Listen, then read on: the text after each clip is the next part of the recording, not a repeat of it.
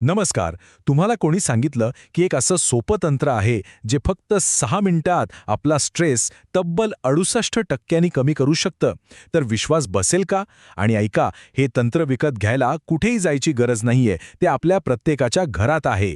चला तर मग आज आपण हाच सोपा पण जबरदस्त प्रभावी नियम समजून घेऊया. परेस फाउंडेशनच्या या विशेष सादरीकरणात तुम्हा सगळ्यांचं स्वागत. आज आपण बोलणार आहोत मानसिक आरोग्याबद्दल, विशेषतः आपल्या रोजच्या आयुष्यातल्या एका खूप मोठ्या समस्येबद्दल. जरा विचार करून बघा. दिवसभर ऑफिसमधलं काम, डेडलाईनचं ते प्रेशर आणि वरून घरी परतताना तो ट्रॅफिकचा गोंगाट, या सगळ्यातून आपण पार थकून भागून घरी येतो नाही का? डोकं अक्षरशः भणभणत असतं आणि अंगात अजिबात त्राण उरलेलं नसतं. मग अशा वेळी खरंच रिलॅक्स होण्यासाठी आपण करतो तरी काय? हो ना. आणि बहुतेक वेळा काय होतं, आपण सोफ्यावर स्वतःला झोकून देतो, टीव्ही लावतो, एखादी वेब सिरीज बघायला लागतो किंवा मग सरळ मोबाईल हातात घेऊन सोशल मीडियावर स्क्रोलिंग करत बसतो. पण खरं सांगा, तास 2 तासांनी खराच फ्रेश वाटतं का? की उलट डोळे जळजळायला लागतात आणि मनाची चलबिचल आणखीनच वाढते? हे जे होतं ना, यालाच म्हणतात डिजिटल फटीग, म्हणजे सतत स्क्रीनसमोर राहिल्यामुळे येणारा तो मानसिक आणि शारीरिक थकवा. आणि त्यात भर पडते ती डूम स्क्रोलिंगची, म्हणजे सतत नकारात्मक बातम्या आणि माहिती बघत राहण्याची सवय. या सगळ्यामुळे काय होतं, आपला मेंदू सतत अलर्ट मोडवर राहतो. आणि याचमुळे आजकाल भारतीय तरुणांमध्ये झोप न लागणं आणि चिंता म्हणजेच अँक्झायटी याचं प्रमाण खूप जास्त वाढताना दिसतंय. इथे एक इंटरेस्टिंग गोष्ट बघा.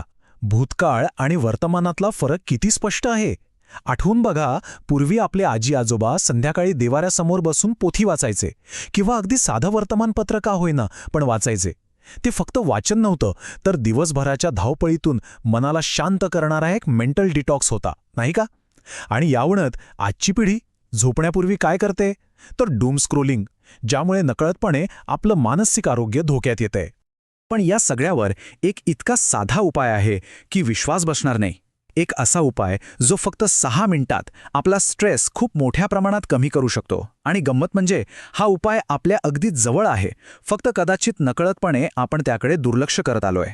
हो, तब्बल 68%.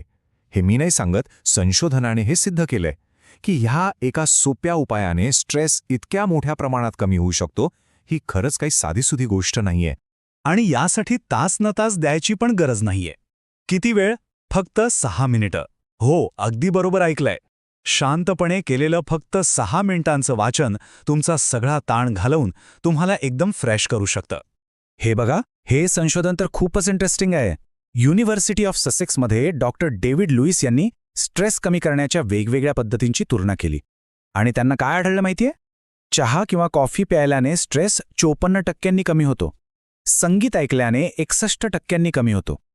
पण सगळ्यात जास्त म्हणजे तब्बल 68% स्ट्रेस कमी होतो तो वाचनाने. म्हणजे वाचनच सगळ्यात प्रभावी ठरलं. पण साधा प्रश्न आहे, वाचनाने असं नेमकं होतं तरी काय? तर यामागच्या सायकोलॉजीला नॅरेटिव्ह ट्रान्सपोर्टेशन असं म्हणतात. म्हणजे काय होतं की जेव्हा आपण एकाग्र होऊन एखादं पुस्तक वाचायला लागतो, तेव्हा आपला मेंदू आपल्या खऱ्या आयुष्यातल्या चिंता, ताणतणाव हे सगळं विसरून जातो आणि त्या पुस्तकातल्या त्या कथेच्या विश्वात हरवून जातो. ही प्रोसेस आपल्या मेंदूसाठी एका नैसर्गिक भुलीसारखी किंवा एखाद्या मेडिटेशनसारखी काम करते. आणि याचा परिणाम फक्त आपल्या मनावर नाही, तर थेट आपल्या शरीरावर पण होतो. जेव्हा आपला मेंदू त्या कथेच्या विश्वात रमून जातो, तेव्हा आपल्या शरीरातील स्नायूंवरचा ताण आपोआप कमी होतो. वाढलेले हृदयाचे ठोकेसुद्धा नॉर्मल होतात. म्हणजे बघा, मन आणि शरीर दोन्ही एकाच वेळी शांत होतात. चला तर मग, हा 6 मिनिटांचा नियम आजपासूनच सुरू करायला काय हरकत आहे? फक्त एक शांत कोपरा शोधायचा आणि या 3 सोप्या गोष्टी लक्षात ठेवायच्या. पहिलं म्हणजे शक्यतो मोबाईल किंवा किंडलवर नाही, तर एखादं छापेल पुस्तक हातात घ्या, कारण त्या कागदाचा स्पर्शही खूप महत्त्वाचा असतो. दुसरं, कामाशी संबंधित किंवा खूप गंभीर काहीतरी वाचण्याऐवजी एखादी कथा, कादंबरी असं हलकं-फुलकं काहीतरी वाचा. आणि तिसरं आणि सगळ्यात महत्त्वाचं, वेळ नाही हे कारण आता विसरून जा, कारण फक्त 6 मिनिटं काढायची आहेत. काय सुंदर विचार आहे हा, नाही का? पुस्तक म्हणजे खिशात मावणारी एक छोटीशी बाग आहे. विचार करा, जेव्हा बाहेरच्या जगाचा गोंगाट आणि ताण असह्य होईल, तेव्हा आपल्या खिशातल्या या बागेत जाऊन फक्त 6 मिनिटं एक फेरफटका मारायचा. आणि बघा, तिथून बाहेर पडल्यावर मन कसं अगदी शांत, स्थिर आणि ताजंतवानं झालेलं असेल. मग काय ठरलं? आज रात्री झोपण्यापूर्वी तो मोबाईल जरा बाजूला ठेवून एखादं पुस्तक हातात घेऊन फक्त 6 मिनिटं वाचण्याचा हा प्रयोग करून बघायला हरकत नाही, बरोबर ना? हा एक अगदी छोटासा बदल आहे, पण तो आपल्या मानसिक आरोग्यामध्ये एक खूप मोठी आणि सकारात्मक क्रांती घडवू शकतो.